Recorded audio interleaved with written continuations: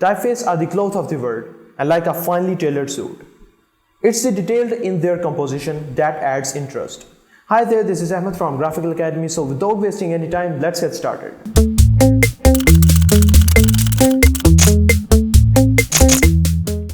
Typography helps design to communicate properly.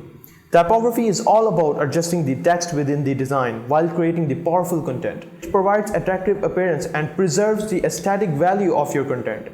It plays a vital role in the setting of the overall tone of your website and ensure a great user experience. When someone visits your website, they don't care much about the graphics. They just go through the textual content. This is because text are the major source of the information. So while creating a content for your website, you should take care of the balancing the graphics and the text. This is where the typography come into play. So guys, there are some common type of fonts that you need to know about them. So let's find out. Serif fonts. The small features on the end of the stroke in some fonts are known as serif. Today we see lots of serif fonts in the traditional medium, such as newspaper, magazine and books. That's why the serif fonts are typically used as more classic and refined because the serif in the printing leads the eye from one letter to the next more efficiently. Sans serif typeface is one that does not have the small projection features called serifs at the end of the stroke. The term comes from the French word sans, means without. Sans serif fonts tend to have less lines with variation than serif fonts.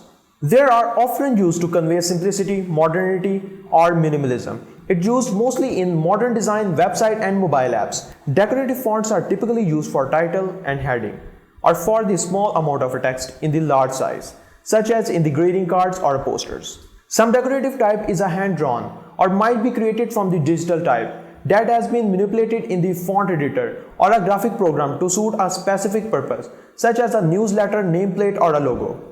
Less is more. Try to limit yourself to use one or two in your project. In the addition to variation in size, make sure you are creating clear difference in the font weight to help guide the reader's eye around your design. If you want to add more contrast, try to add different size, weight, or style. You probably heard somewhere, positive attracts. Creating a great typeface combination is an art, not a science. Indeed, the beauty of the typography has no boundaries. While there are no absolute rule to follow, combine a sans serif with a serif, short with tall, decorative with simple. If you are just beginner, you should look for the other design and take inspiration from there. There are some principles that lead your typography to the next level: kerning, leading, tracking, and hierarchy. Kerning focus on the space between two specific characters. Although characters have various width, it's important to proportionally distance them.